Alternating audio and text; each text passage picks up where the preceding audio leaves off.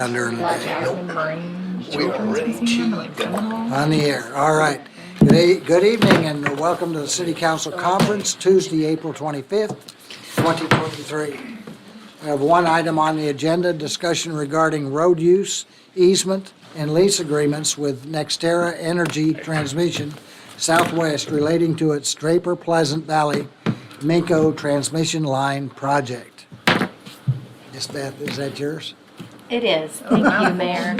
And for those who haven't met me, I think there's at least one. My name is Beth Muckala. I'm with the Assistant Attorney's Office. I'm an Assistant City Attorney with the City Attorney's Office.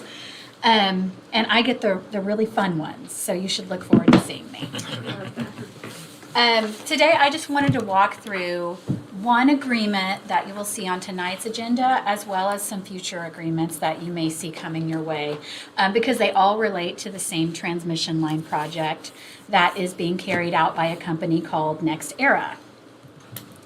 So NextEra is really like a family of companies, and a lot of different titles. We're dealing here with NextEra Energy Transmission Southwest.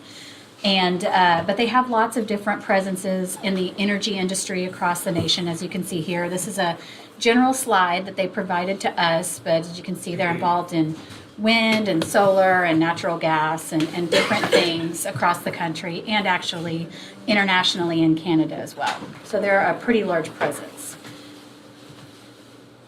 This particular project is FERC regulated, which is the Federal Energy Regulatory Commission. And in particular, it involves the Southwest Power Pool, which is that segment of the federally regulated energy that includes Oklahoma. So it's a federal project, not the same kind of franchise project that we would normally see here. It's 48 miles long. And again, this is an exhibit provided to us by NextEra. But as you can see, it starts, I kind of consider it as starting there at the Draper substation. It goes through and includes the Pleasant Valley, and then it goes on to the Minco station, which is not shown here. And I suppose not shown because this is the portion that includes Cleveland County and the part affecting Norman in particular. But it's connecting 3 OG&E substations, and it's going through 3 different counties in Oklahoma, as you can see. This, I will not pretend, is a final exhibit. This was really something provided for discussion purposes. It's pretty closely, I think, following their plans. But since I understand NextEra to still be finalizing their acquisitions, I'm not sure how or if this could change. This is just the general route. And I want to emphasize this as a general exhibit of the transmission line itself. As you can see, it's starting east of 48th. It's going to be on the other side of Lake Stanley Draper and then loop around, come down, and it's headed through the center of those sections until it drops down and follows Franklin across the highway.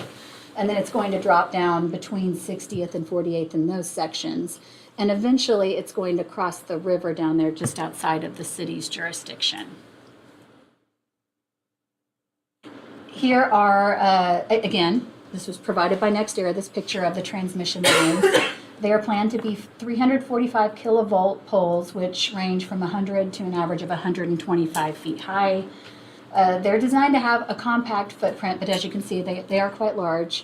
They're designed to be weather hardy with concrete foundations, and in some places they're going to have guide structures, but we haven't been provided the final plans on that. Of course, that's going to more impact the easements that they get, as opposed to the road use agreement. I wanted to more specifically address this because the proposed agreement is in a final form for your consideration tonight. What it proposes is, and I should say this, they gave us something, we marked it up heavily and gave them back what we wanted, and they were very amenable to the changes that we made. And what we proposed was this 2-step process where we're setting a framework for what information they have to bring to us in order for us to be able to give them guidance on how they should use our roads to avoid impacting them negatively. And then after they've given us that information, we'll be able to go through and come up with a plan administratively to be sure that our roads and crossings are protected. That's the step 2. that we propose be fulfilled by the Public Works Director in close workings with NextEra.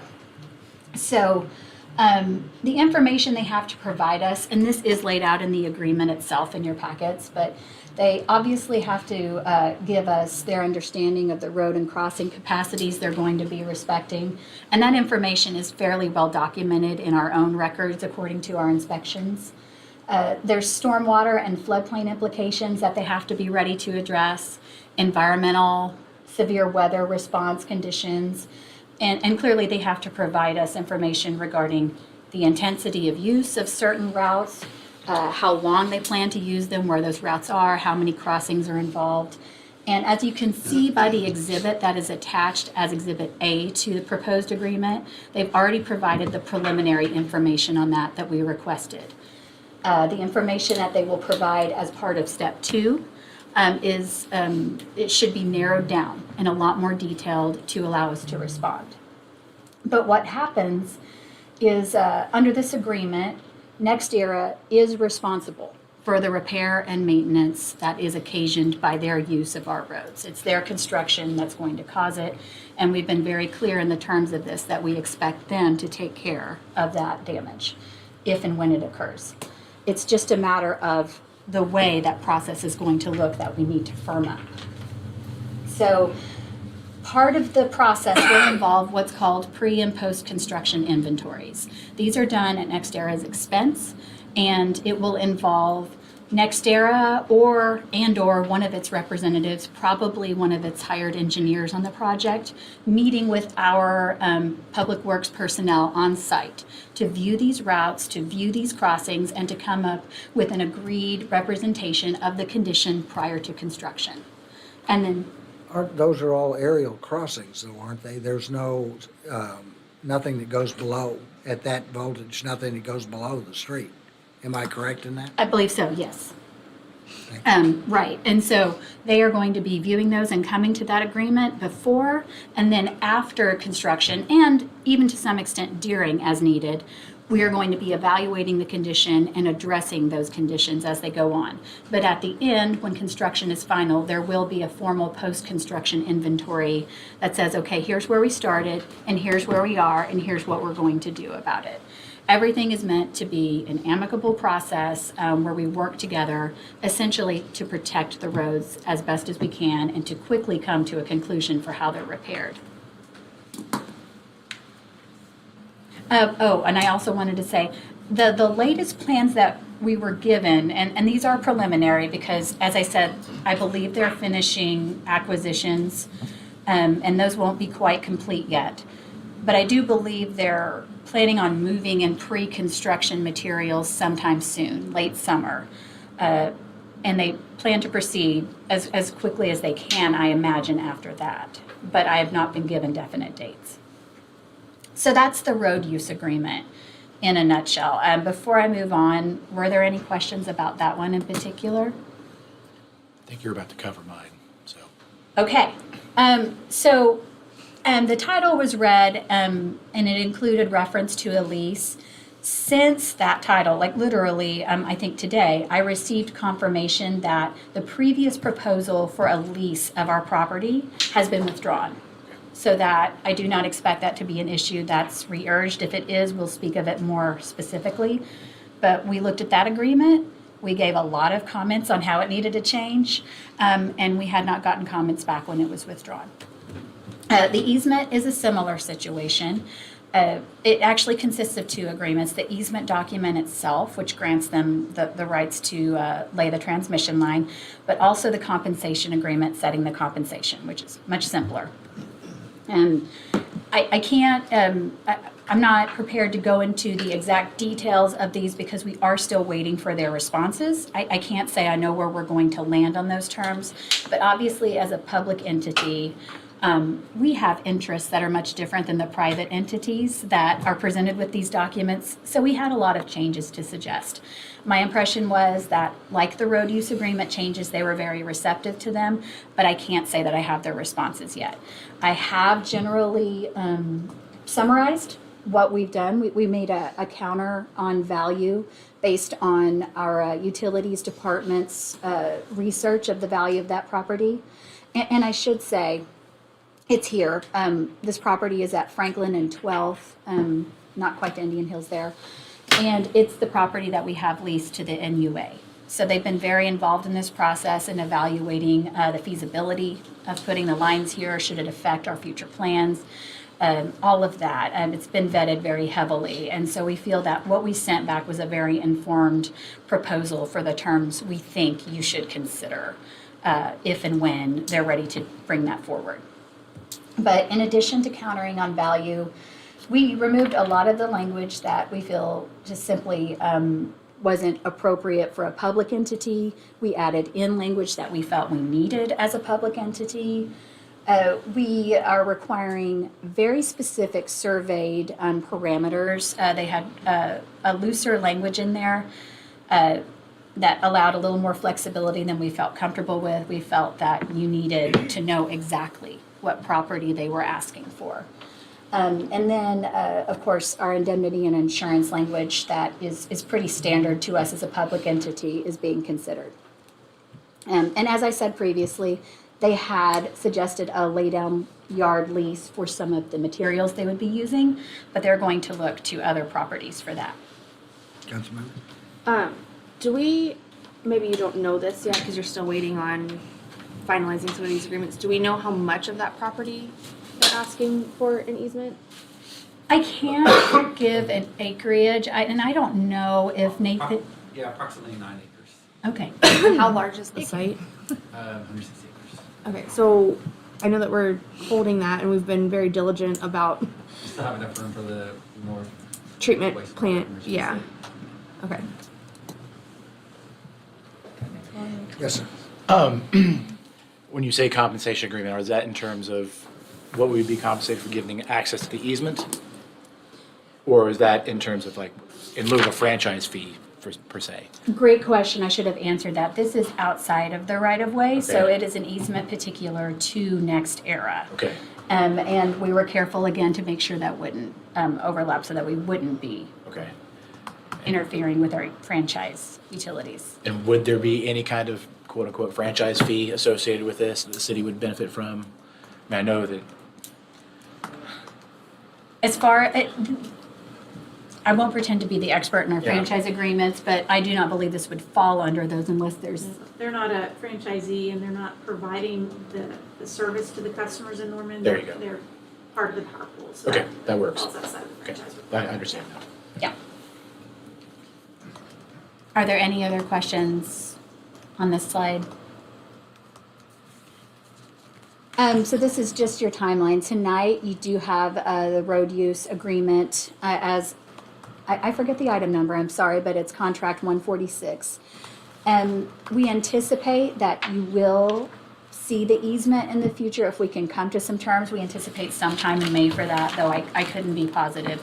Honestly, this is not our project, this is Next Era's project. We are trying to diligently evaluate these agreements and make sure they're ready for your consideration and not necessarily accommodate their timeline. So we will be able to report back when we hear from them on those.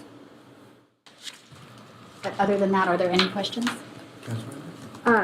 So in this instance, we are a property owner, so this is why we're going through these negotiations. Like, so I'm assuming that all along the route, they are having to deal with our residents who own property or property owners, right? So what, do we have any obligation to our residents as they're going through this process and negotiating with like where those transmission lines are gonna come through on their property? And by obligation, do you mean as far as determining the route? I guess or- I guess what I'm asking is, like, we have to do this? Like, they're coming through no matter what? So Just trying to understand, like, is this like eminent domain where they are gonna do this and go into that process if people will not sell or get compensated? Like, is it a similar negotiation to what we deal with on the city side when we're doing projects?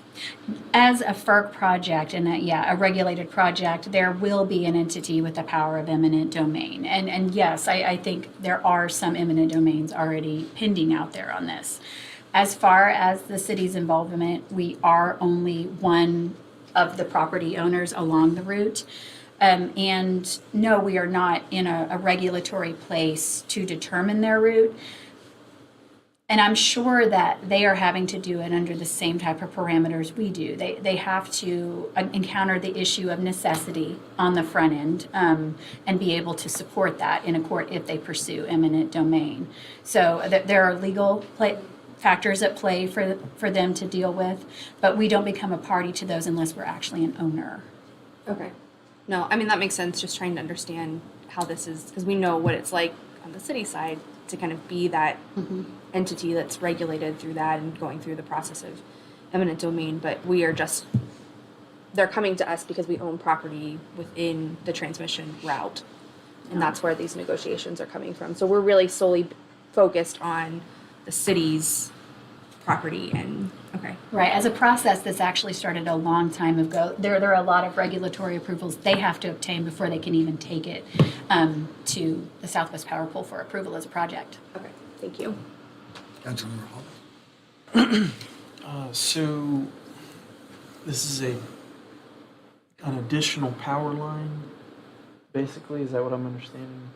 Transmission to connect those 3 substations for OG&E. So not replacing any of the existing power lines along this corridor?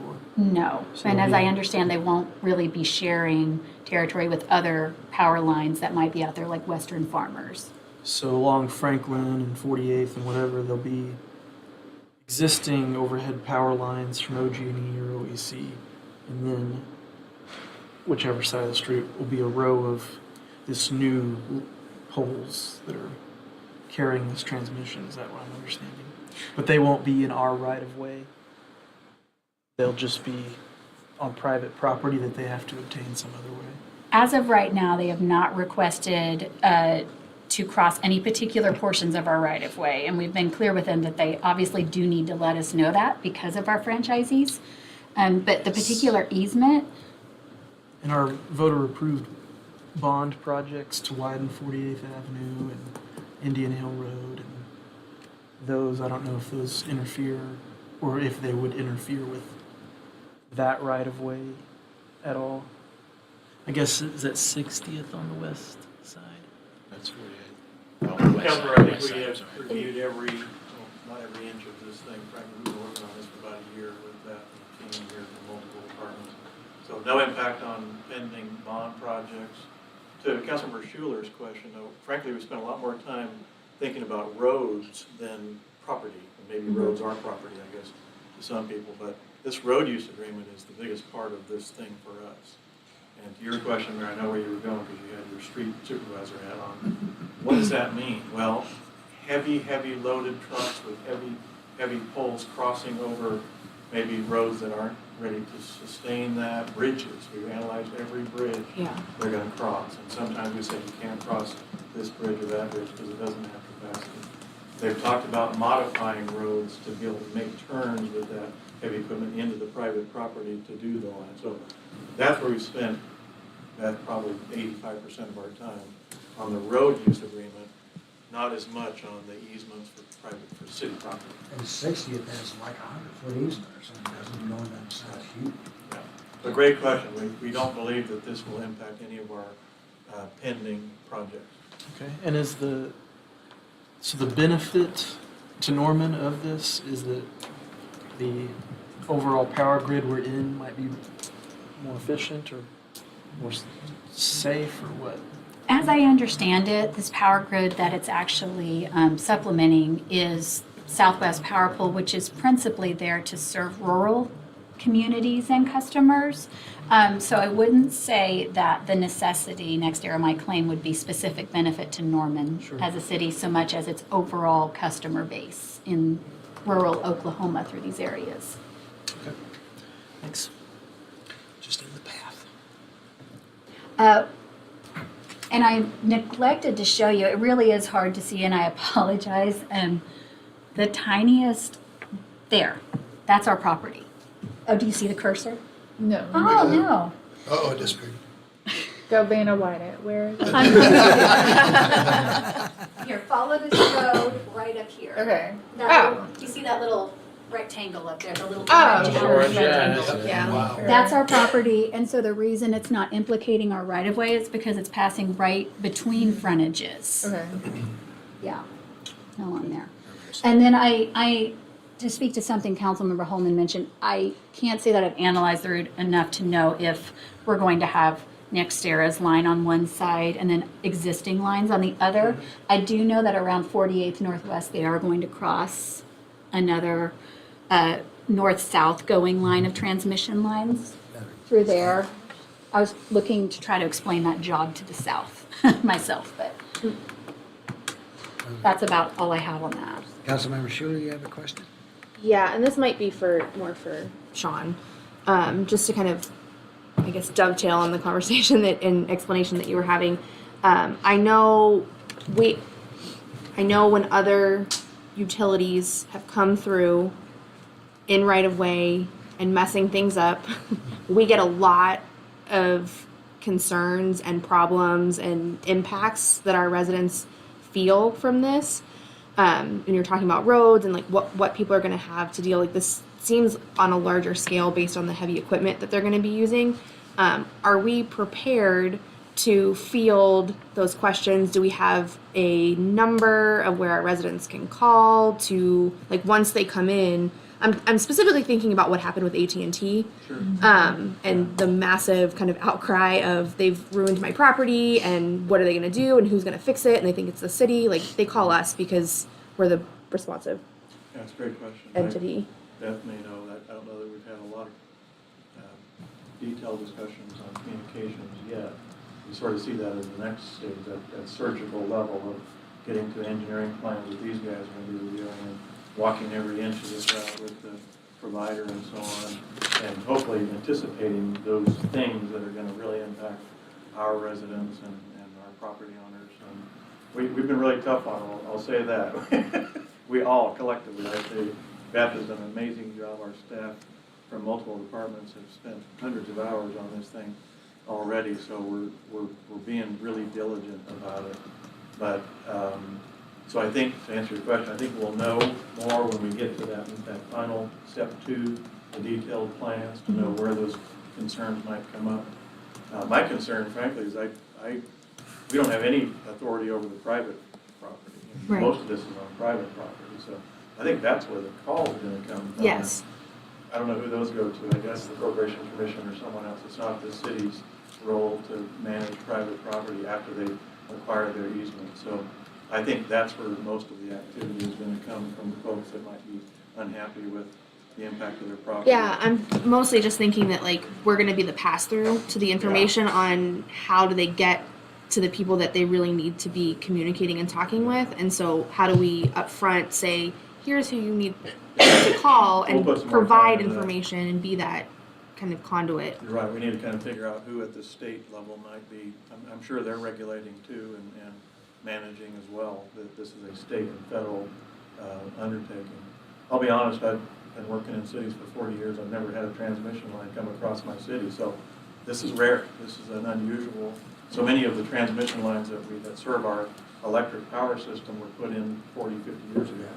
You don't even think about them anymore. So to have a new one is really an unusual experience for us, and we've really put a lot of time into trying to think about every possible, impact. So to the item that we have tonight on road use, I mean, I think Beth laid it out that they're gonna be doing pre and post kind of surveys of our road conditions, and then they are on the hook to pay for repairs if they damage. We're doing video, Great. walk through video, we'll log it. Yeah, we're really going to work at that. Yeah, I'm just thinking Again, about some of they've those been great. rural road I don't have any areas. concerns that they're going to step up and get her done, but it's all a matter of catching it early and being clear with each other what we expect Yeah. from them. We really have gotten a good feeling about the way they operate. They're pretty high level companies. Thanks. Anything else from council? Thank you. Thank you. All right. We have a date at 6:30. So break until then, we're adjourned.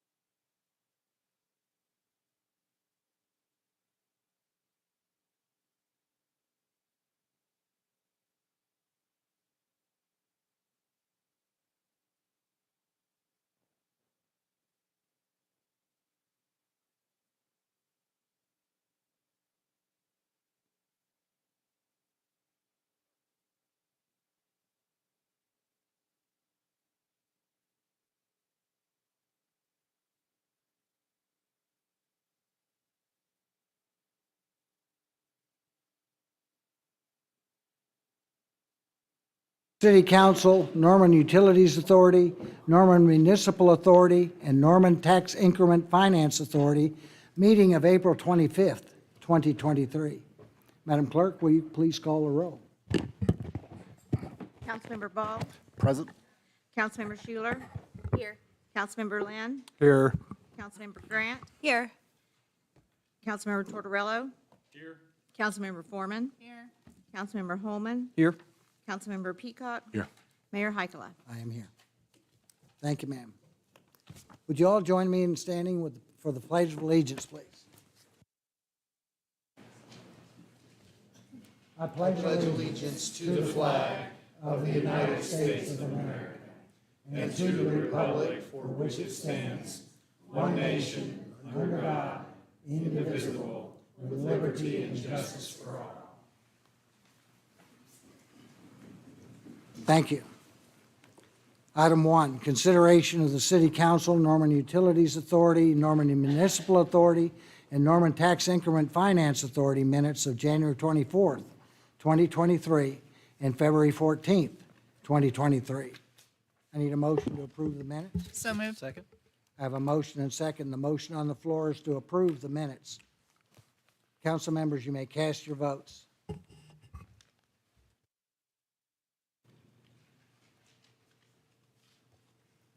All votes have been cast, and the motion to approve the minutes passes unanimously. Thank you, ma'am.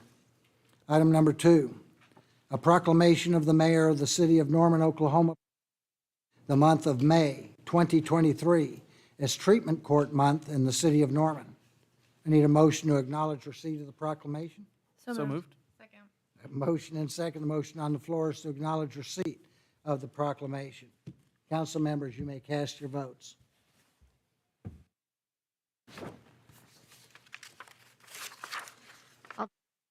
The motion passes unanimously. I'll read the proclamation. Where's Judge Tupper? Oh, sorry.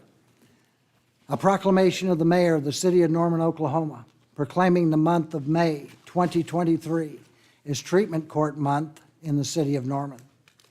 Whereas treatment courts have been restoring lives and families for more than 3 decades and are the cornerstone of justice reform sweeping the nation, and whereas there are now more than 4,000 treatment courts nationwide serving more than 1.5 million individuals and recognized as the most successful justice system intervention in our nation's history. And whereas the Cleveland County Treatment Court Program has successfully graduated more than 1,000 justice-involved individuals from its program, thereby avoiding over 5,000 years of incarceration, saving millions of dollars in taxpayer savings, and restoring countless lives. And whereas treatment courts save an average of $6,000 for every individual they serve, and whereas the Cleveland County Treatment Court graduates have a 9% recidivism rate compared to a 54% recidivism rate for offenders released from prison. And whereas treatment courts significantly improve substance abuse disorder treatment outcomes, substantially reduce addiction and related crime, and do so at less expense than any other criminal justice strategy. And whereas treatment courts improve education, employment, housing, and financial stability, promote family reunification, reduce foster care placements, and increase the rate of addicted mothers delivering babies who are fully drug-free. I read the sentence too hard. Sorry. Now, therefore, I, the mayor of the city of Norman, Oklahoma, do hereby proclaim the month of May 2023 as Treatment Court Month in the city of Norman. Judge Tupper, would you come forward, please, sir?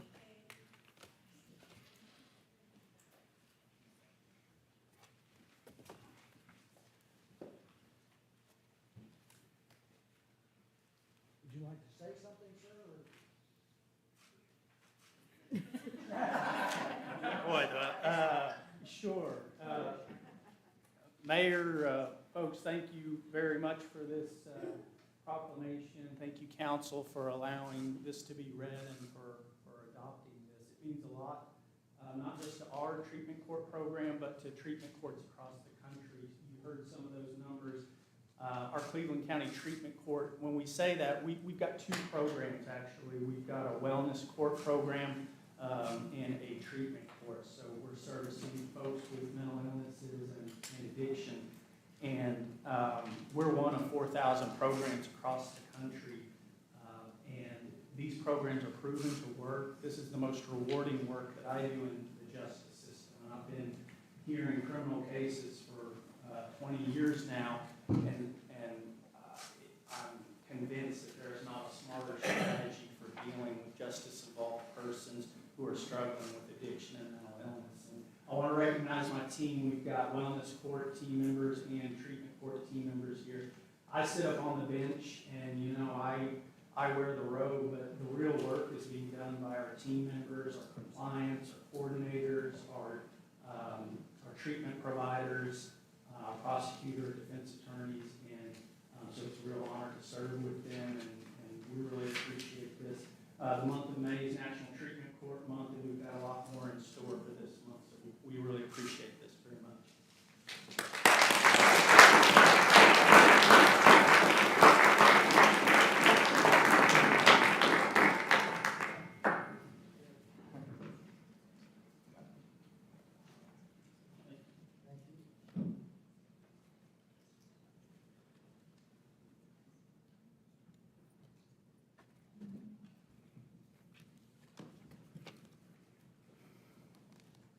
Item number 3, a proclamation of the mayor of the city of Norman, Oklahoma, proclaiming Thursday, April 27th, 2023, as Leadership Oklahoma Day in the city of Norman. I need a motion to acknowledge receipt of the proclamation. So moved. Second. I have a motion and a second. The motion on the floor is to acknowledge receipt of the proclamation. Council members, you may cast your votes.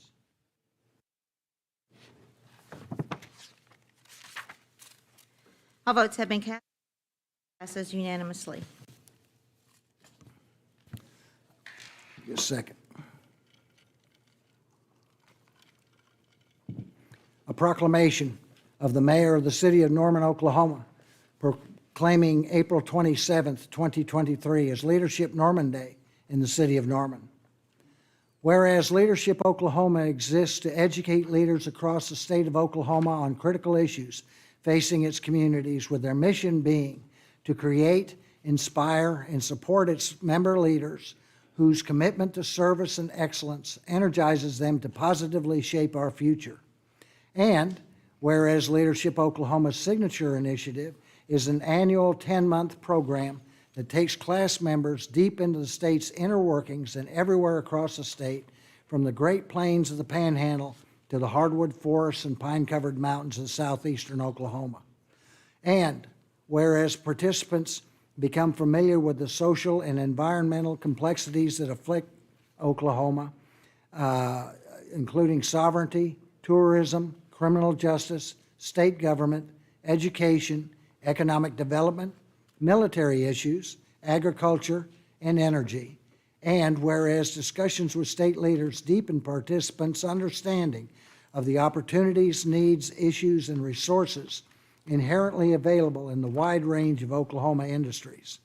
This in turn stimulates collective problem solving for the greater good of the Sooner State. And whereas a dynamic network of Oklahomans is powerful enough to make a difference and provide hope for the future by working together to make our state a better place to live and work, as class members navigate the program, their perspectives shift as they learn firsthand the nuances of the issues.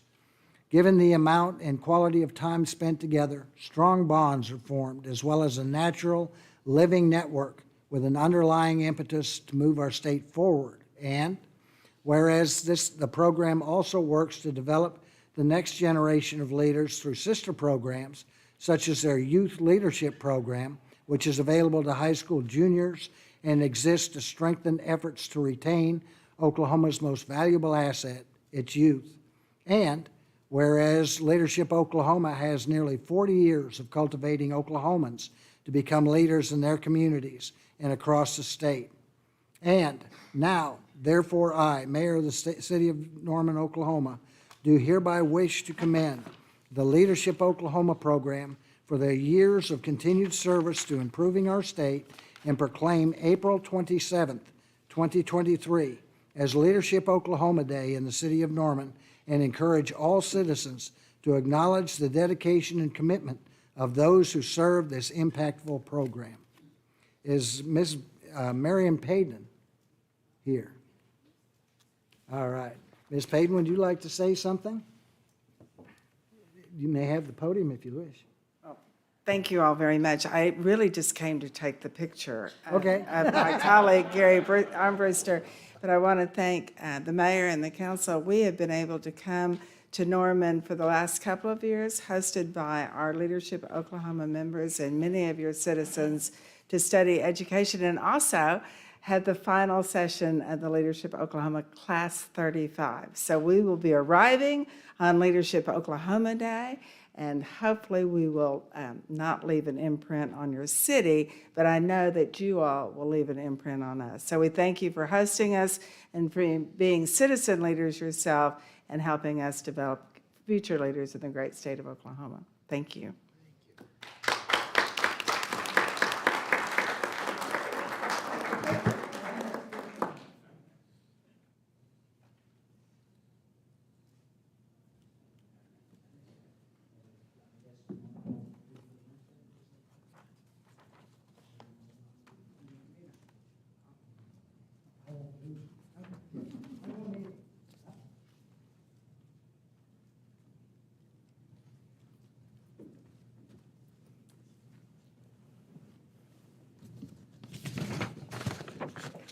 All right.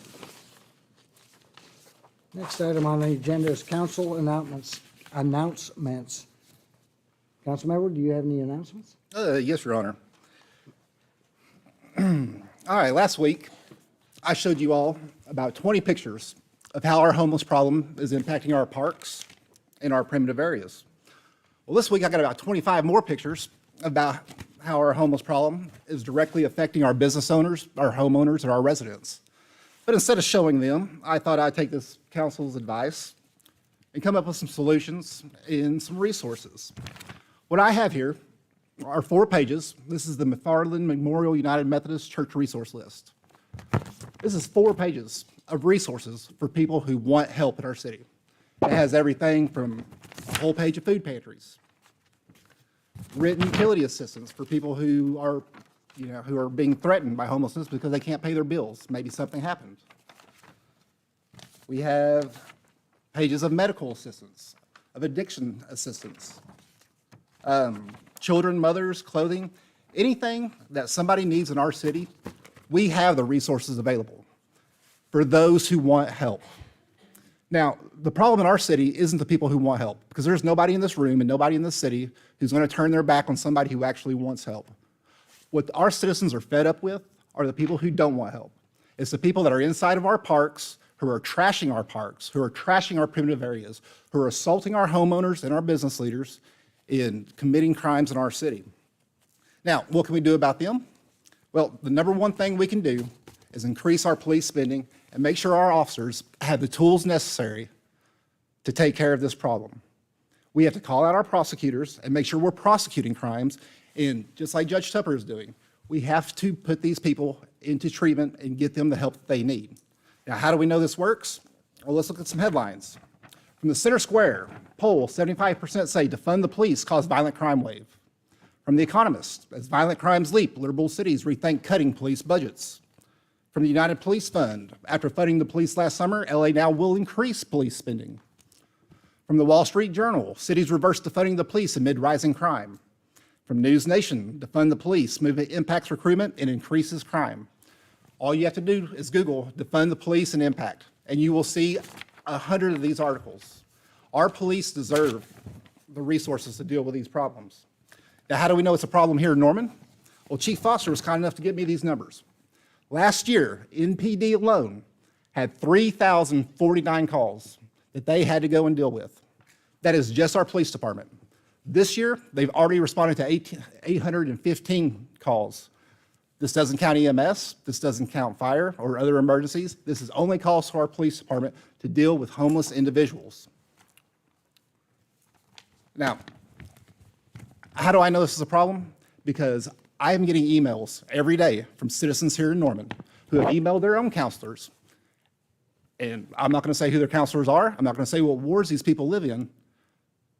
But half the time they say they don't even get the courtesy of an email back. So I'm going to go ahead and read one to you. As one of your voters, I'm emailing you this evening to ask that something be done regarding the large homeless population that is wandering around Norman. After months of increasing issues, I'm writing to let you know that I'm fed up with the homeless community roaming through neighborhoods and outside businesses threatening families in Norman. This afternoon, a transient man yelling to himself while walking down the middle of Louisiana Street and blocking traffic turned around upon seeing me outside and threatened to come back and murder me and the woman across the street completely unprompted. Fortunately, I had my phone nearby, and calling the police scared him down the road as he continued to yell profanities and threaten to come back and kill us. Now I get to spend the evening armed in case the police didn't pick him up and he comes back. I am tired of being threatened by these transients men while in my own yard. I'm tired of being unable to safely walk through Norman's parks as camps take over full of more angry homeless men threatening women who walk through them. Now, Wednesday night, I got to meet I met three ladies at our library over here, and before the storm sirens interrupted our meeting, all three of them, and I think the youngest one was probably in her 40s, the oldest one was 82 years old. All three of them had been verbally threatened and assaulted by homeless individuals while standing in their yards, while walking in our parks, while shopping at Sprouts. We had a business owner on the 19th, I think that was Monday morning, who was assaulted right here on Main and Porter trying to open his shop up. I have the police report. I'm going to read you what his wife posted. Council member, Yes. could you mind truncating that a little bit? This is announcements more. Okay. No problem, Your Honor. Well, if anybody'd like to see the police report and find out what happened to one of our business owners right here on Main Street, it's all right here. This is happening every day in our city, and I'm going to use my announcements as long as it takes for this council to use these resources and to give our police the tools they need to fix this. Thank you, Your Honor. Thank you. Council member? Sure. Just wanted to, I noticed that our treatment court kind of team left, but I want to recognize them again. I am on the board of the Virtue Center, which is one of our nonprofits that works with treatment court. And I can tell you that the work that they do, those agencies and the nonprofits that support the individuals going through treatment court is an incredible service that we have in Cleveland County in our community. And you heard the numbers that the mayor read off on the proclamation, a 9% recidivism rate as opposed to 54%. I think that that speaks for itself. It's had a tremendous impact, and that is one of the solutions that we can think about to the problem. I know that there are a couple of council members that have some other announcements that I will not take from them, but I just wanted to highlight a couple of things that will be coming up. May 7th through the 13th is National Travel and Tourism Week, and Visit Norman will be hosting their annual luncheon on May 9th, and they will recognize as well that they have been in Norman for 30 years, so we recognize that. We have Kids to Park Day coming up on May 20th in Rotary Park, which is in the heart of Ward 2. And there will be kind of pop-up park activities and food trucks. So come on down to Rotary Park, which is just on the kind of corner of Boyd and McGee, just south of Jackson Elementary School. And then I wanted to highlight item 18 on the consent agenda today. We just had a study session about this new transmission line that is going to be coming through Norman. This is regulated above us on the state level with the Corporation Commission, but we were briefed on kind of what that process is going to look like moving forward. So this is just one piece of that. So if you're interested in kind of what that route is going to look, potential route is going to look like, or you have questions about what that process is going to look like, go ahead and rewatch the study session from just earlier. That's all I have. Thanks. Thank you, ma'am. Council member? No announcements. Council member? Yes, we had a great turnout at our first courthouse original town site neighborhood cleanup. We collected over 300 pounds of trash. For residents who have polycart service on Fridays, the 29th is your last chance to get big trash out on their curb. It needs to be out there by 7:30 a.m. If you missed your big trash day, our city dump is open till the end of the month for free. You just show your water bill. Also, speaking of utilities, we have a water rate vote coming up on June 13th, and I would just like to highlight, we have an income-based utilities assistance form online. It's a PDF. People earning, or one person at $28,700 can qualify, all the way up to 6 persons at $47,550 annually. Then also on May 11th and 18th, residents across the city, but especially in Ward 4, I hope will sign up for the Streetwise workshops hosted by Neighborhood Alliance. Those will be held 6 to 8 p.m. on May 11th and 18th at 530 East Main Street. That's the Sarkees Energy Foundation. Dinner is provided. You just need to register in advance. Day 1 is police, fire, animal control, code enforcement, legal, and municipal court. Day 2 will be public works, planning, utilities, finance, code enforcement. And then lastly, we have several big events this weekend, and I'm just going to highlight the one in Ward 4, which is Norman Music Fest. I encourage everybody to get on our city social media and website and check out the road closures and detours. And then also, we just launched text service. It's residents and visitors can now receive emergency-related alerts about major public events by texting Norman Events, one word, to 2226787. And that's it. Thank you. Yes, Councilmember Tortorella? No announcements. Councilmember? Just a couple of comments on May 6th. Just a reminder that we will, Councilmember Peacock and I are hosting a Sun Wilderness cleanup at 8 a.m. So hopefully it's nice and cool while we do that. And then on May 9th, 2 weeks from today, we will have a hotel tax increase vote. Does not cost the residents of Norman anything but your time to go vote yes for it. So please do that. On the website, there's resources explaining sort of the benefits of this. So that's all. Thank you. Councilmember? Thank you. I want to take a moment and thank Michelle Loudenbach and for her work on the Earth Day Festival, pulling that off at Reeves Park on Sunday. It was maybe the biggest one that I can recall attending all these years. We had a real stage out there this year instead of being on a trailer, and so it almost seemed even more legitimate, but it was very well attended. It's always a good time at Reeves Park, and Michelle, being the new director of our Division of Environmental Resiliency and Sustainability Department, DOERS, she was very excited to kind of have full control of this event and pushing further environmental sustainability initiatives in the city of Norman going forward. And so definitely encourage everybody to keep Earth Day on your calendars for next year at Reeves Park. It's all, like I said, always a really good time.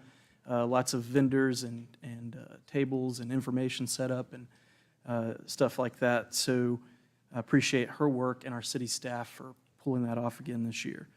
And then also want to encourage everybody to, with all the events in Norman this week, and could end up being our busiest day in the history of Norman, perhaps, sales tax-wise, and number of people in Norman all at once. So it should be a very interesting and fun experience, I hope. It's uneventful as far as problems, and that everybody comes to Norman, has a great time, supports all of our local businesses, and our music festival and stadium event and Norman High Prom and all that. So it should be a really exciting time. I encourage everybody to get out and experience some of that if you're interested and can.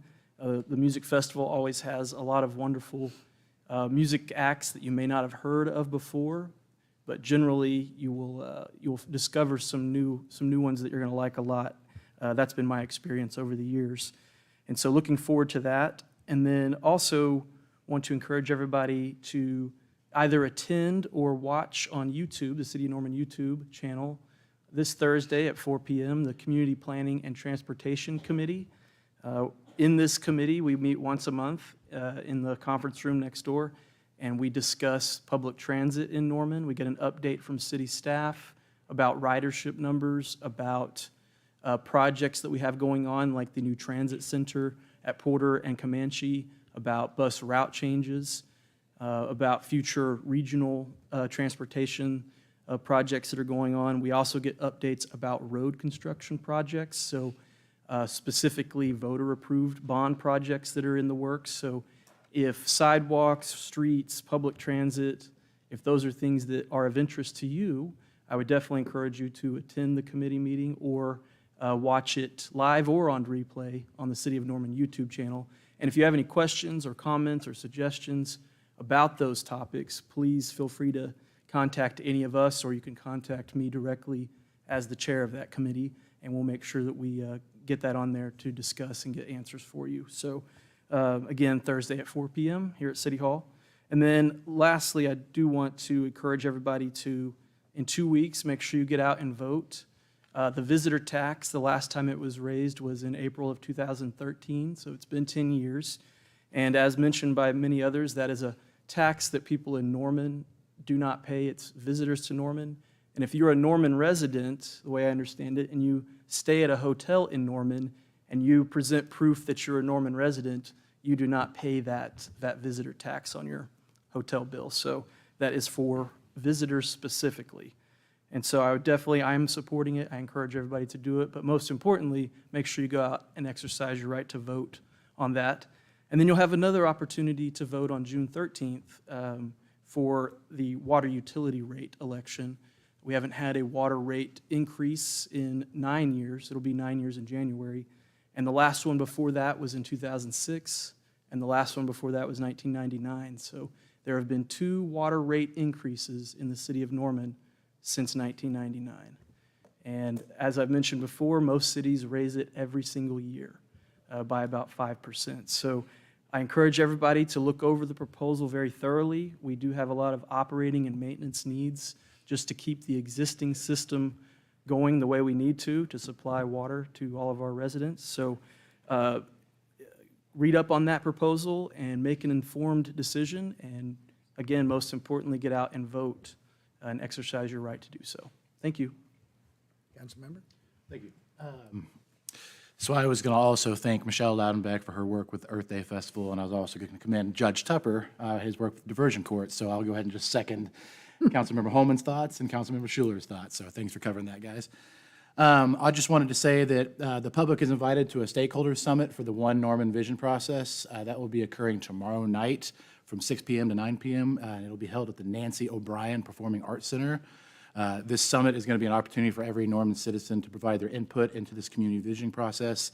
And there's also the potential for being selected and elected by your peers to be serving on this Vision Task Force. So I encourage every Norman citizen, whether you've applied or selected or not, please show up tomorrow night, give us your insight, give us your input, and help us craft this vision. So thank you. Thank you all. I have nothing. Next item on the agenda is a consent docket. This item is placed on the agenda so that the City Council, by unanimous consent, can designate the routine agenda items that they wish to be approved or acknowledged by one motion. This item does not meet with all the approval of all the council members, then that item will be heard in regular order. Staff recommends that items 4 through 25 be placed on the consent docket. Need a motion to place items 4 through 25 on the consent docket? I have a motion and second. The motion on the floor is to place items 4 through 25 on the consent docket. Council members? Oh. It is, I see that this was amended. When was it amended?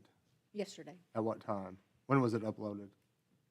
before 5. Okay, because I had looked at it, because y'all talked about before 4. Can you tell me real quick what was amended since I Sure. looked at it before we go? We added item 18, which was the item we talked about in the pre-conference, the NextEra contract. We also added, let me find the number right quick, the Vineyard contract, item 19, and the contract related to that, construction of that project with Nash Construction, I think, or not Nash, but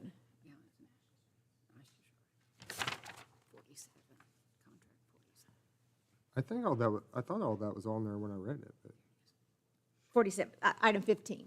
So 15, 18, and 19 were added. It may Okay. have been a little earlier than day, but Yeah, I thought it was on there. I saw that it had been amended. I didn't know if it was before or after I had looked at it on Monday. So, okay, I think we're good. okay. We're good? I just want to make sure it wasn't anything real different. I see those. Thank you. Okay. You're welcome. I've got a motion and a second. The motion on the floor is to place items 4 through 25 on the consent docket. Council members, you may cast your votes.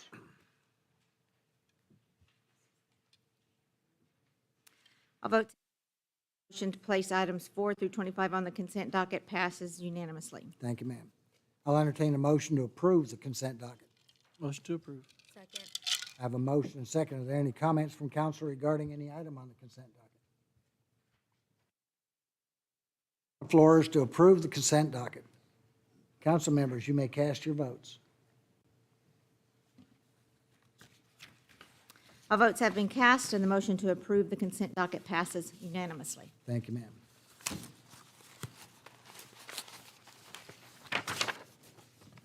Item number 26. First public hearing of the fiscal year ending 2024. City of Norman proposed operating and capital budgets. I'll need a motion to open the public hearing. Second. I have a motion and a second. The motion on the floor is to open the public hearing.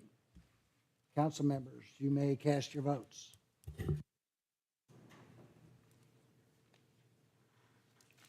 All votes have been cast, and the motion passes unanimously. Public hearing is now open. Thank you, ma'am. Mr. Anthony Francisco, Finance Director, you have a presentation, sir. Do I have a presentation? Just very briefly, Mayor, members of the council, we're pleased to reach this point in the budget process, which is really a year-round process, started back in November. We have reached a point where the city manager's proposed budget has been presented to council in the first of 3 study sessions. We turn now to the first council-mandated public budget hearing, when the information is open for discussion from the public. Just some overall information. You see that the revenue budget for all funds is $261 million. The expenditure budget is $273.7 million, which means that we are drawing down some fund balances in some of the city's funds. The major expenditure areas are pictured here in those major areas that services are provided directly to the public are the major areas of expenditure.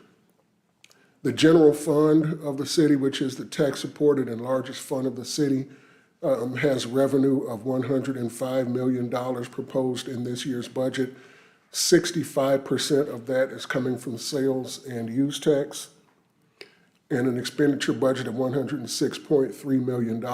Again, the expenditure areas are those major public services that would be expected. We are proud now to hear from the public and respond to any questions that you or council may have. Thank you, sir. This is an opportunity for members of the public to make comments regarding this item. Madam Clerk, is anybody registered to speak? Yes, sir. We will start with Mary Frances. Okay. Moving on to Marguerite Larson.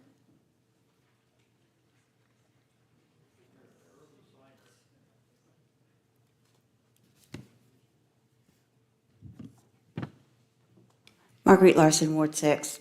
So, Norman City Council has repeatedly prioritized criminal justice investments over community investments. CAF funds seized by the police from impoverished or less fortunate should not be used to fund their department. That's very much like insider trading. Once an armed police officer shows up, it immediately creates apprehensive for the person experiencing a crisis. This person called 911 because they were in crisis and they wanted help. They see a policeman, they come, and what happens is all they see is an armed person in uniform with guns. And so this person who is already experiencing mental health becomes very apprehensive. So what happens is there's incarceration, there's handcuffs, and they go to jail. A community-based response brings community members who are well-trained in this area and bring assistance to the person in crisis. No handcuffs, no jail, no needed assistance. They are there for what the problem is originally called for and can create help. So what I'm saying is the CAF funds, this is time for the council to start funding a mobile crisis unit that is not comprised of armed officers, but comprised of social workers and professionally trained therapists in the mental health area. The CAF funds would be a great financial beginning. This community has suffered enough and endured enough people dying. Take the power away from the criminal justice and start empowering the community of Norman. Thank you. Thank you, ma'am.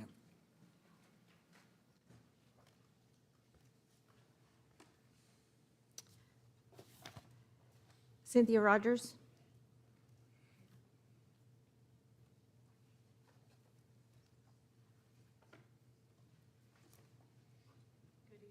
Cynthia Rogers, still Ward 4. So I appreciate that we're looking at an $18 million budget balance. I also appreciate that we don't know what will happen with the water rate election, and should that fail, then obviously some of those funds are going to be needed for that. I also appreciate that we have no idea what sales taxes are going to do post-COVID. So I appreciate that Mr. Francisco's estimates were very conservative with the 2% growth rate. The things I'm struggling with, I'm complete agreement that people are feel like Norman is not the safe community they used to be. But I'm afraid that part of that is because we've decided to police homelessness. And people are now in our view where we can see them, whereas before they were in the fringes and we didn't interact with homeless people so often. And I think there's a role for policing, doing policing things in crime, but I'm very afraid that we're going to be policing homelessness into being crimes. And I'm not talking about the people that are actually committing crimes. I'm talking about people that don't have a safe place and safe shelter. So what I see missing in this budget is emergency crisis response resources, so that the police are not put in positions that they're not trained for and they're not prepared to handle, namely people that call 911 when they're having a mental health crisis and a police officer shows up and takes them to jail or gives them a fine. That doesn't help anybody. It doesn't help the police. It doesn't help the person in crisis. I see proposals to add new positions, but I don't see any that are going to directly impact the problems we're having with people not having safe places to be and people not having resources, in the community not having resources. Where do you take that person in crisis that's calling 911? We don't have any place to take them except jail right now. That's not a safe place. So I'd like to see that put into the budget. We've talked about this before and never got anywhere, but maybe it's time for a win-win. Actual resources we need, take these things off the plate of the police officers so that they can actually patrol for crime and not for people being poor and out of sorts. Thank you. Thank you, ma'am. Stephen Ellis?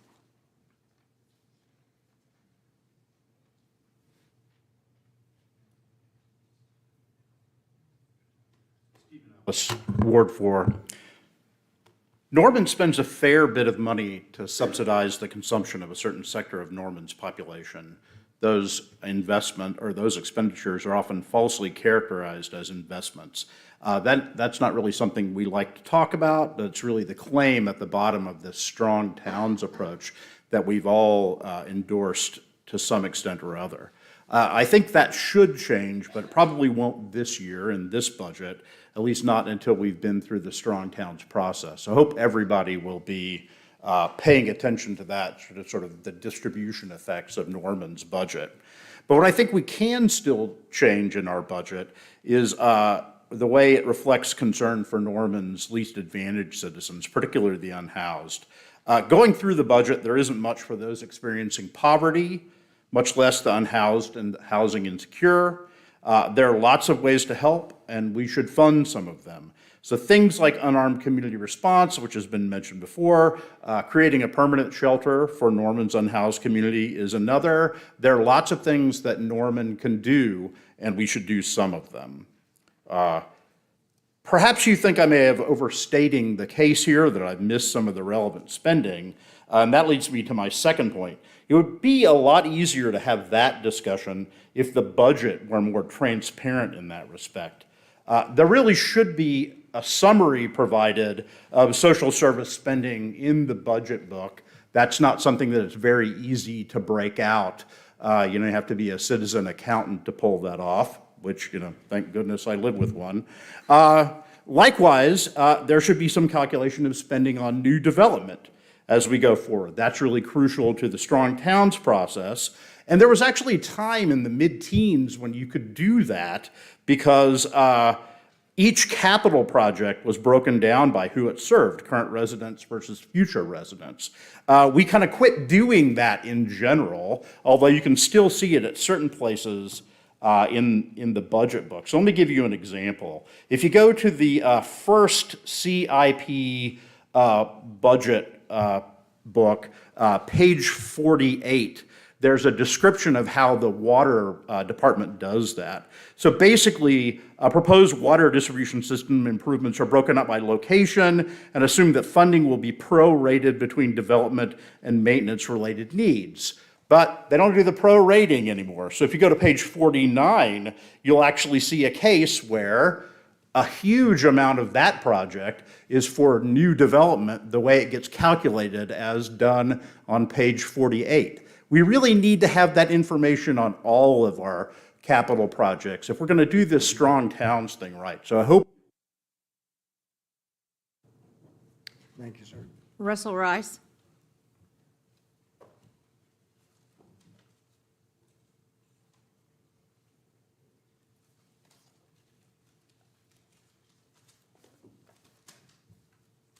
Word two, obviously we need more money to go towards crisis response.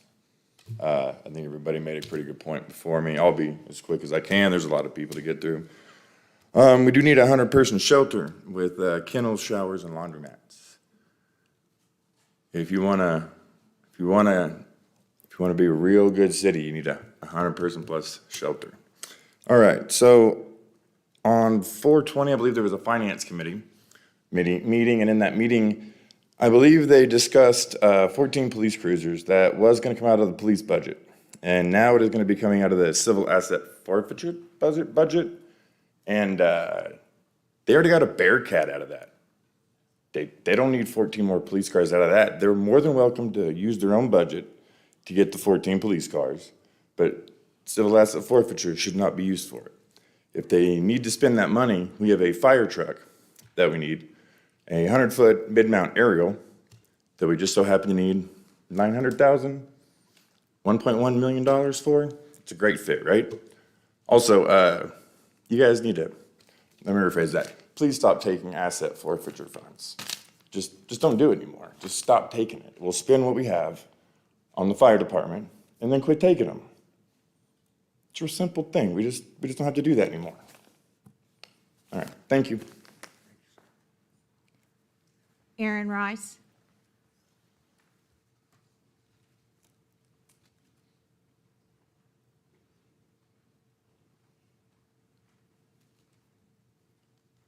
Hi, I'm Erin Rice, Ward 2. I appreciate the council for taking the time to hear our comments as citizens. I also appreciate the time that it took city staff and council alike to come up with our budget and to make sure it always balances. That's very hard, I'm sure. But today I was especially motivated to come speak on this matter. In hearing that during the most recent finance committee meeting, the police have proposed using civil asset forfeiture funds for the purchase of police vehicles. This is concerning to me because the police department receives the largest proportion of the city budget as it is. Additionally, they came and asked for more money from us as a city for a Bearcat, which was approved. And now they're wanting to use civil asset forfeiture funds for the purchase of police vehicles. While I agree that police do need to have working and operational vehicles, and that is something that should be budgeted as a city, I do not believe that these should be coming from civil asset forfeiture funds. These funds are collected primarily from people who are suspected but not convicted of a crime. Usually the crime that they're being suspected of committing involves the use of drugs or the sale of drugs. I think it would be a better use of this money if we got to the root cause of the problem. The root cause of substance use is generally not anything other than trauma and generational poverty. This money could be better spent on things that our community could all benefit from. I do not think that the entire community would benefit from the use of more police vehicles. I do think that the community could benefit from providing more services to support children and families. We could support the broadly accepted method of non-armed mental health crisis response. This money could be used to fund that. We could support a treatment program for those who suffer from addiction. All of those things could get to the root problem. Buying police vehicles with the use of civil asset forfeiture funds does not get to the root problem.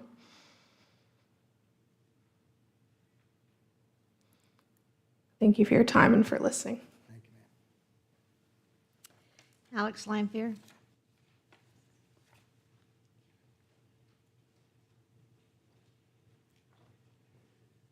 Alex Lanfear, Ward 2. I'll make this quick. I think we need to spend some more money on unarmed mental health response, affordable housing, and a homeless shelter. I think that would really take care of the homeless problem in Norman. Thanks a lot. Dan Munson.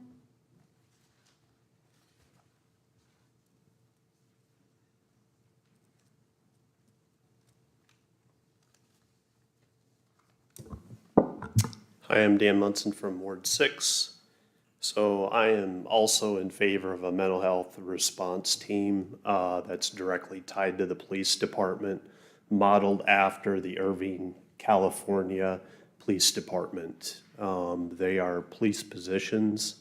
These are highly trained mental health professionals. If you don't know, Irvine, California has been the safest city in America for 15 years. So let's model it after a city that's been very successful.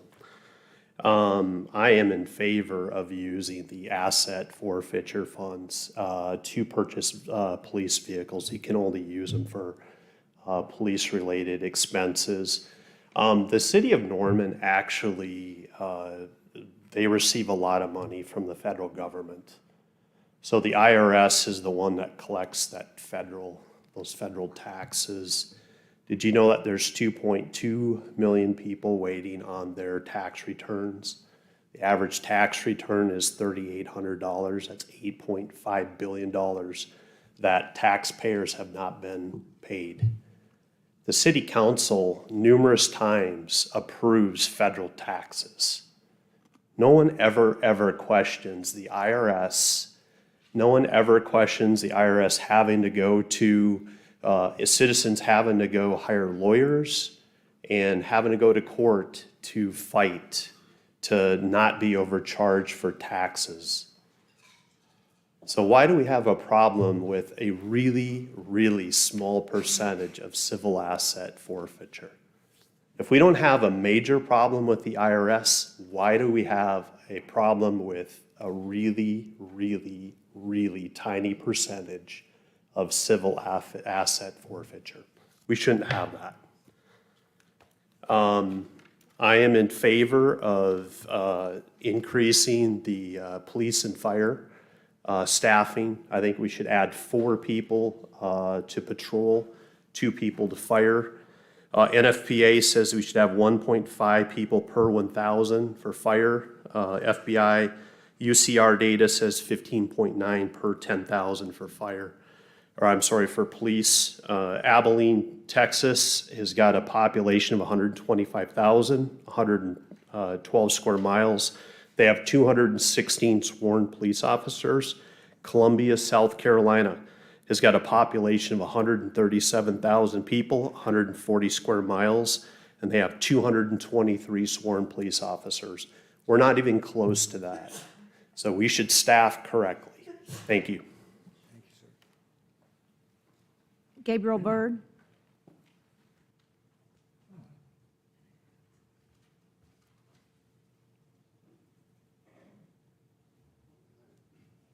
You, Council and Mayor, Gabriel Byrd, Sunny Ward 2.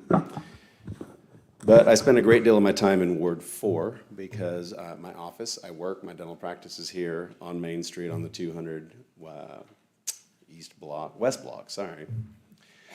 There's a budget item proposing to meter the 6 blocks of downtown Main Street in order, they claim it's not a money grab. They say that it is to keep traffic moving along, to keep parking more available.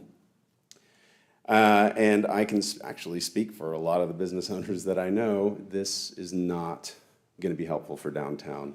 And I'm mainly here to encourage you guys to remove all of that proposal from the budget. My expertise more lies on East Main. That's where my office is, and our parking never fills up. We're not quite as in demand, we're not quite as saturated. I made a promise to all of you, text me anytime and I'll go take a picture out of the front of my office and you'll see half the parking spots open and available. Down on the West Block, it does get full during peak times, during the lunch and the dinner time hours. I myself patronize the West Block quite often. I've never had to walk farther than the distance from the Target parking lot to the ice cream aisle. So the Gray Street overflow lot serves well. I never thought I'd say this, but our parking enforcement officers are fantastic. They exercise wonderful judgment of when they time, when they don't time, when they don't ticket on our block for people that have been over 1 minute over the time. We do need to talk about towing expired tags, but that's a different conversation. But metering would only be harmful to the businesses downtown. Please remove the whole thing. I don't know a single business owner. I don't know a single property owner, and I don't imagine there are many patrons that would love the extra expense and chore of going and feeding one of these meters. Part of the charm of downtown is being able to just zip on down there. The walk is nice when you do have to walk half a block to your business, but please, please, please, and I will be happy to discuss this in any more detail with any of you that you would like. Thank you very much. Paul Wilson. No, I'm sorry, Evan, you are next. I thought I remembered the sequential names. I was like, I'm after Gabriel. Okay, thank you very much. Evan Dunn, Ward 7. Okay, so let me just kind of touch on the civil asset forfeiture. One of the reasons why people are opposed to it is because the assets are taken before people, are going to trial. And a lot of times those assets can be used for expenses that occur. The assets that are being used have already been adjudicated. So those cases are finalized. In terms of the overall mindset of policing, in order to do this rapid response that incorporates and empowers community members to participate in the resolution of these crises that we all go through. Everybody goes through these events because we all, there's a little bit of a hedonist in all of us. There's a little bit of a self-destructive part to all of us. And when that becomes the dominant part, it becomes corrosive and destructive for our communities. We would need 3 full-time social workers to be on call or to become a part of the staff. I think this idea about a large-scale complex, Central States grounds, would be an ideal place for that. My mother and father grew up here, and they remember when that was an operational facility. and there was a community garden. The inmates were actively creating their food, and if we can create some type of citizen, police officer, suffering, addict, homeless community, if they can all come together, you've heard me say this before, I really feel like gardening is that unifier. And I would like to see a little bit more in public education. I'd like to see a little bit more in this public gardening approach, ways to incentivize that. And thank you for listening. Now, Paul. Paul Wilson, Ward 1. I am also in favor of a mental health response team, but I don't think we should take any positions away from the Norman Police Department. They should work hand in hand, because in any crisis situation or any emergency situation, a lot of times the police officers are the closest to respond. And yeah, if they're responding to a mental health crisis or domestic disturbance, they're really going to be there just to secure the scene. And then we could have the crisis unit come in, and then Norman PD can back off. It happens all over this country whenever there's a fire. The police officers aren't trained to be a fireman, but 9 times out of 10, they're the first on the scene. They're securing it. They're making sure the public is pushed back. So I just say fully fund all emergency services, the police, the fire, and we do need to add the mobile crisis unit. I'm in favor of that. I also agree with the 100-person shelter that has showers, kennels. I mean, at a certain point, we got to help the homeless. We can't police them. Putting them in jail is not the answer. But they need a place to go. They need a place where they can actually live. Because it is not a crime to be homeless, but at the same time, we got to have a place for them to go. Thanks. Thank you, sir. That's it.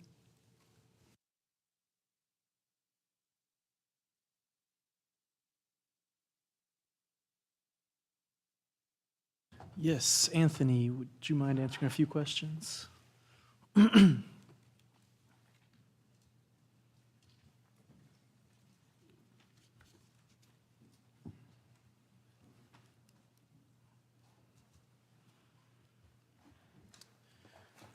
Okay, so for the public's sake and for transparency and clarity purposes, when the public sees a graph that we are spending potentially more than we're bringing in, could you explain a little more detail how the city is not by law allowed to deficit spend and what that actually means when it looks unbalanced like that? Yes, sir.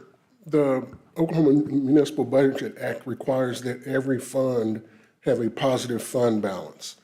What that means is that there is a fund balance in every fund. The fund balance can be thought of as a savings account, which that fund balance can carry over from one year to another. And council is the only empowered body to appropriate fund balance. But if a fund balance carries over from one fiscal year to another, then the council can appropriate some of that fund balance into the next fiscal year.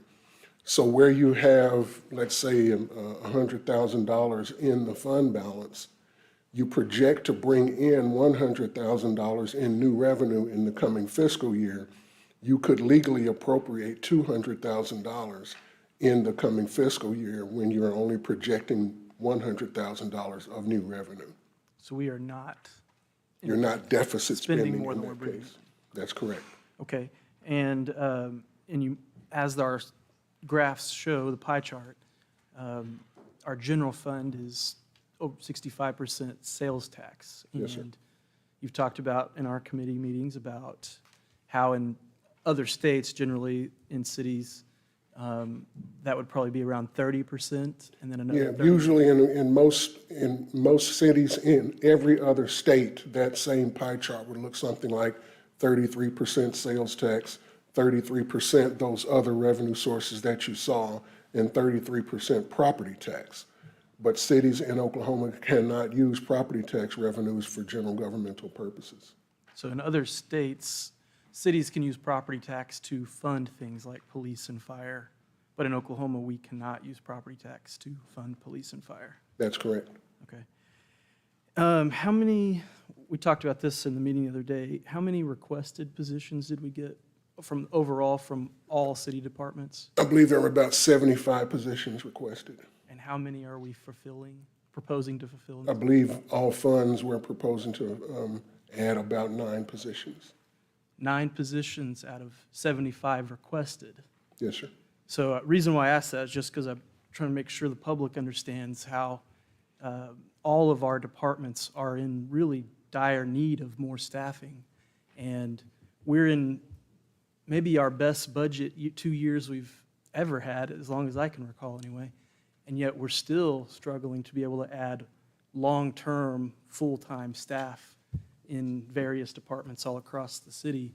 I know police and fire are our emergency response. They're the most visible, I think, and they're the departments I think everybody thinks about first, and that makes sense. But I do just want to make it clear that all of our city departments that we rely on, you know, the streets department, if the streets aren't clear, police and fire can't get to the emergency they're trying to get to. You know, those types of things, if lines are breaking and all that. So I appreciate the answer on that. And this one might be for the chief of police, I'm not sure, but I was wondering how many funded positions do we have that we currently aren't able to fill right now? Okay.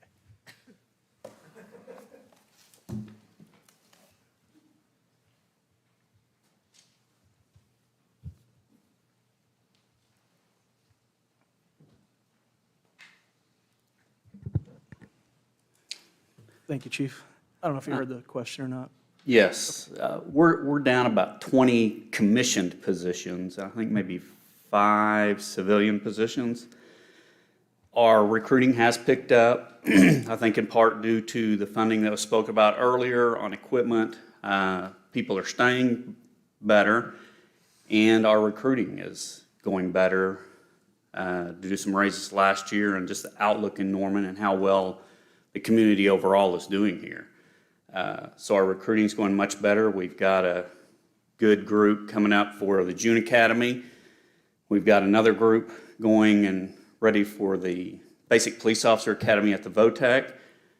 And then we're confident we're going to be able to fill a good academy coming up next January in 2024. So it is looking up on filling those positions, and I hope to have them at least filled by next summer.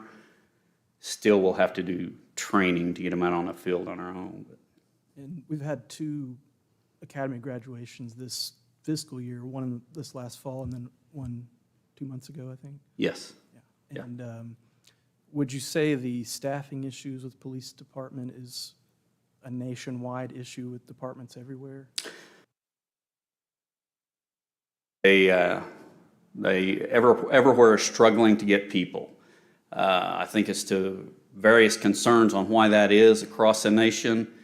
A lot of it is the outlook or the attitude toward policing. A lot of people do not want to go into that field because of that. So everybody's competing for the same few people. We're doing well for various reasons. One, the funding, like I spoke about, that you all gave us for the equipment.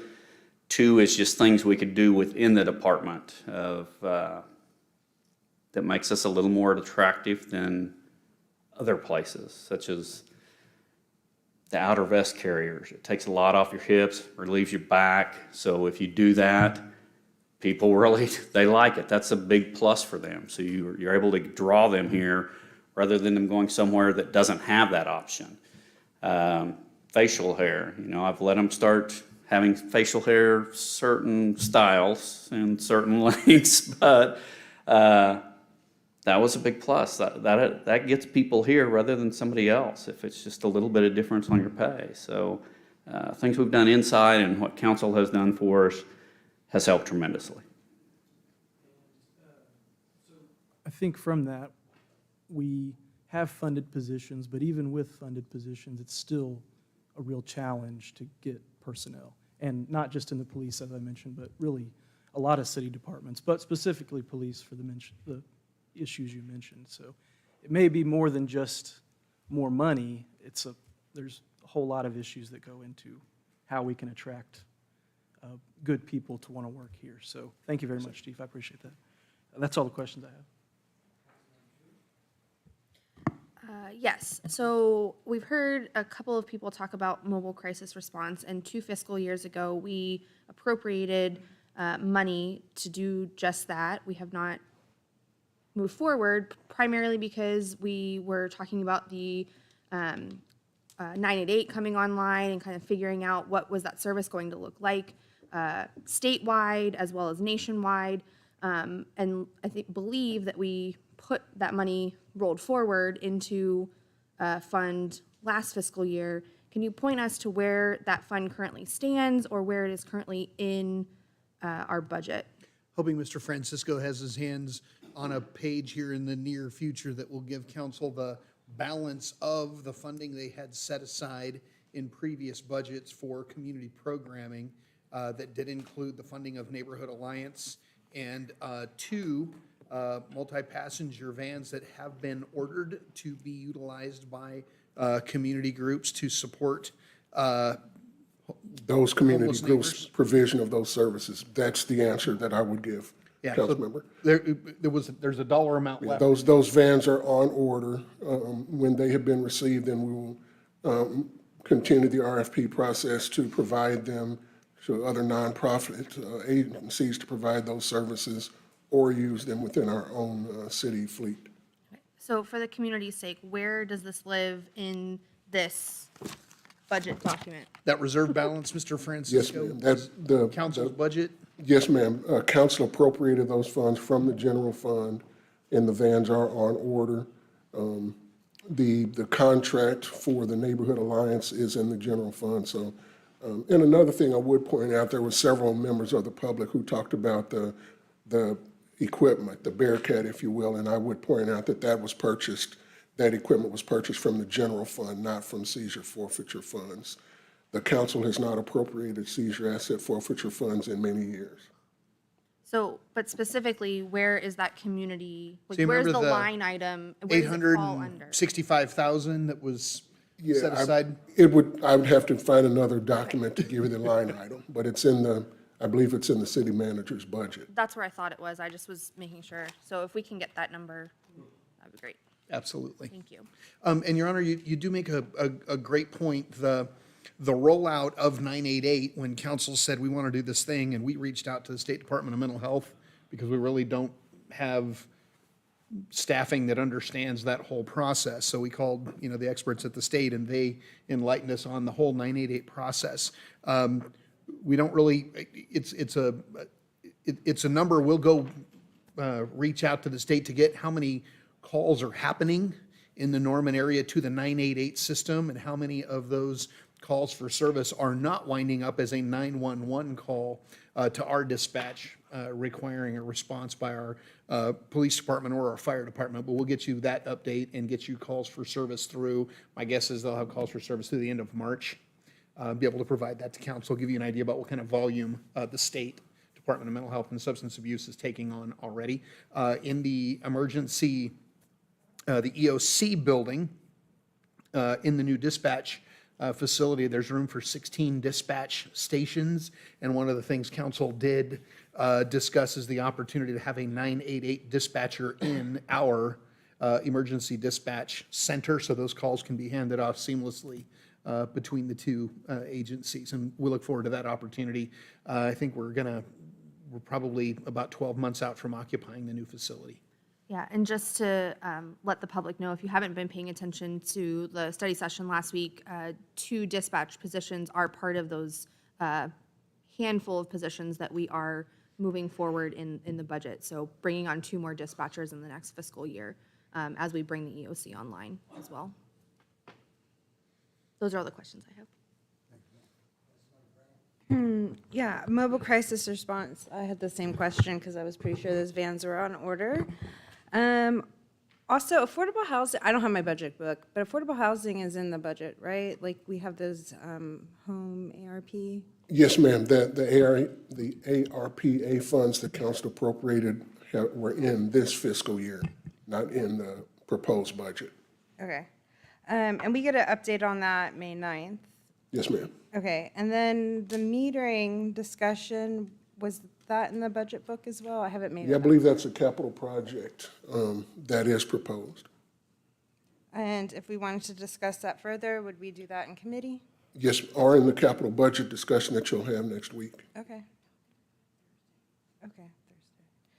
And then civil asset forfeiture, for those that were asking about it, the state portion could be spent on the fire apparatus, if I understand it correctly, Fed I would portion is- defer to the city attorney on Okay. that. That's kind of a gray area. We have tried to recommend those areas that are clear, that those funds can clearly be used on, such as replacement of vehicles. So a fire truck, is that? Police vehicles. Yes, so the state funds restrict the district attorney's use of those funds to law enforcement purposes only. They do not have a similar restriction when those funds are shared with cities. We have advised, because of the federal requirements, to tie it to law enforcement efforts, we have historically advised that these funds be spent and tied to law enforcement efforts here, but it's not explicitly required by the state law. Okay, that's it, thank you. Any other questions?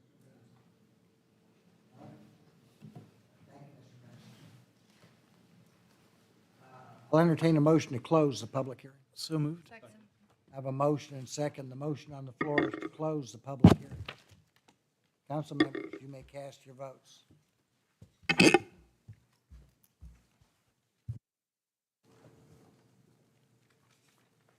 All votes have been cast. Close the public hearing. Passes unanimously. Thank you, ma'am. Next item on the agenda is miscellaneous comments. This is an opportunity for citizens to address City Council. Due to the Open Meeting Act regulations, council is not able to participate in discussion during miscellaneous comments. Remarks should be directed to council as a whole and are limited to 3 minutes or less. Has anybody signed up for? Marguerite? Okay. Okay. Cindy?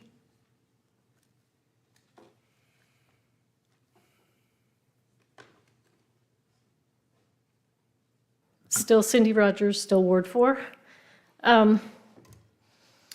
Imagine that somebody thinks they're having a heart attack, and they call 911, and the EMS show up and say, do the EEG and check them out and say, oh, you're fine, nothing happened. And then imagine this person felt in distress again, maybe in an hour or so. And then the police show up and say, stop faking, stop calling 911. Like, that would be a travesty. Well, I think we're running into that situation when people having mental health distress, who maybe hear voices, imagine things because their brain isn't working in a neurotypical way, and they call 911, and the police shows up and finds them or takes them to jail. Now, I ask you this, who should be deciding if this is a misuse of the 911 system or the 988 system? A medical professional? Maybe the counselor? So this has been happening in our community, and I think it's a serious threat to the health and to the safety of people experiencing mental health crisis. People that are sick, just as sick as someone who thinks they're having a heart attack, but they're not having a heart attack. Because to them it is real. So I hope that as we move forward talking about crisis response and intervention, that we put the right tools out there. The right tool is not necessarily handcuffs and somebody with a gun that's very threatening to someone that's having a mental health crisis, but it's an unarmed person trained in mental health. So it's great that we have dispatchers, but if they don't have the proper people to call to show up, it's really not helping us with these situations. So I hope we can think about that as we move forward. And then I think that's all I have to say. Thank you. Stephen?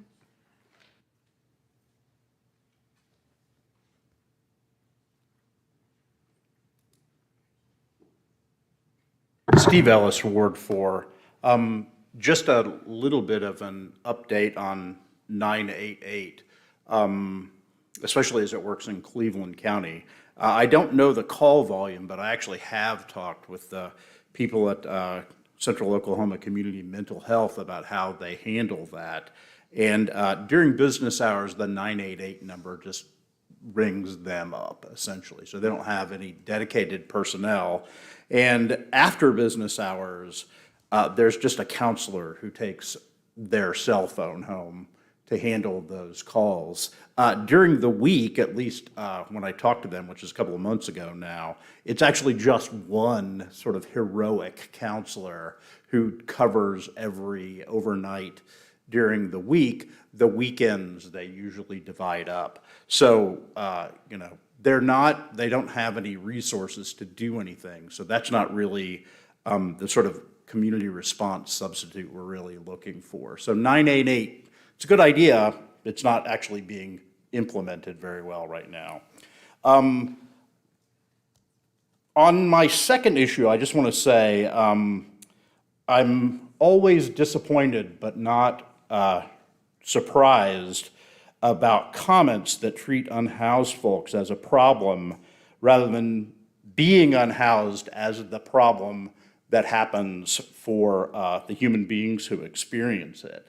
But I do think it's relevant to look at the sort of services that we provide the unhoused in Norman. So I happen to have a copy of the McFarland 4-page sheet that indicates a bunch of these services. So just to look at the sort of, they lump together transitional housing and shelter, which are obviously two very different things. And here's the whole list. Bridges, which is only for qualifying high school students, the homeless shelter on Comanche, which doesn't exist anymore, Food and Shelter for Friends, which itself doesn't provide shelter, although they run a friend's house, so that's roughly 45 beds. McFarland Methodist Church, no shelter, no housing, but they will give you a bus pass to Oklahoma City. They do plenty, by the way. They actually really provide a food pantry and a bunch of great stuff. Mission Norman, which gives you vouchers. Norman Housing Authority, again, transitional housing. Salvation Army has a shelter. Transition House is for people with mental illness, and the women's shelter is a day shelter. So there are about 60 beds in Norman for shelter when they're full up, and there are some restrictions on who can be there. Ask me.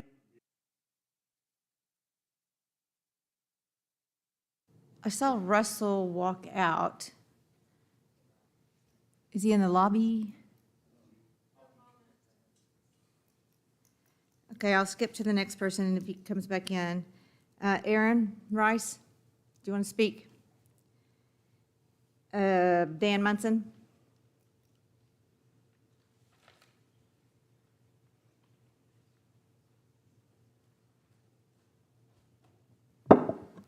Dan Munson, Ward 6. This right here is awesome. It is. Was that your doing, Miss Hall? It's mine and Jason's, but mostly Jason. Way to go. That looks awesome. It's beautiful. Yeah. Anyway, I wanted to point that out. Hey, so I wanted to talk about the water reclamation facility and the water treatment facility as part of my 3 minutes, but I ran out of time. So I've toured both this year, really impressed with both facilities. One thing I noticed, so when you work for a manufacturer, you look at processes. And so when I looked at the lab for the water reclamation facility, my opinion, it's 50% too small. To me, it looks like they're using batch manufacturing processes rather than an inflow process.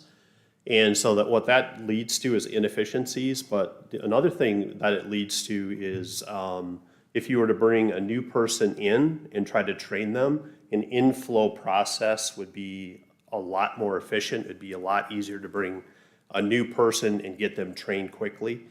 So I think doubling the size of that, right now, it's really awkward. They do a great job. I'm not saying they don't do, they do an amazing job there, but it's just really awkward how it's laid out. And then another thing that I noticed is there are like 1 or 2 people at each of those facilities that just know how to fix things. And some of those guys are like retirement eligible. I see that as a risk for the city.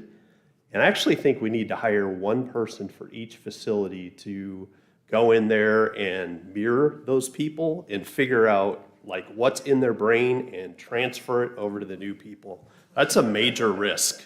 That is a major risk for the city of Norman. So we really should consider adding 2 headcount, 1 for each facility. I don't know if you call them an engineer or a technician, MacGyver, whatever you call them. That, yeah, MacGyver. We'll put that on the job posting. So I think that would be important to do.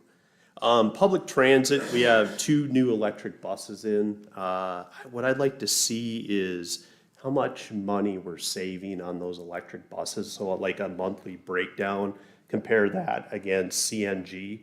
Because I know we have some new CNG buses either here or coming soon. So measure the differences, life cycle costs, that sort of thing. I think that would be awesome. Thank you. Evan? Thank you. Evan Dunn, Ward 7. I want people to understand what I think the role of government is and why I'm such an ardent attendee. I really think that government is meant to enhance the people. Because although this is a representative democracy, it's also a corporation. And the citizens are each shareholders. And there's quarterly reports, there's prospectuses that are sent out. We have that data. We are the first ones to receive that new data. And I think that places a burden on all of us to disseminate it in the most efficient way possible. And if that's how government is operating, if that's kind of the MO of government, then I think that we would change the way that we communicate. I mean, during elections, we're inundated with people trying to convince us about their resumes and why their sensibilities are superior to whoever else is running for the ward or for the mayor. But after it's done, they dry up. We don't communicate after the election is over. And that is something that I think maybe that needs to be worked into the budget. How do we get people to be convinced that this water rate is necessary, that this policy, this new direction, here's the vision? Surely out of 200 million, surely we can earmark some amount for that type of public education. That's one of the reasons why I gifted everybody the book Breath. That knowledge is so foundational and so elemental to the inner perfection of ourselves, by perfecting our molecules, by perfecting our musculoskeletal systems. These movements that, when they're coordinated and synchronized and they're done in slow motion, you can't help but have a better circulatory system. You can't help but digest your foods better. You can't help but distribute and deliver the oxygen and the nutrients to all of those hungry cells. This is a book that I got at the library, Lawns, An American Obsession. This is a way for us to help the budget by reducing the amount of fossil fuels that we invest in managing it and making our parks look pretty. And permaculture is a way to maximize what we get out of the land.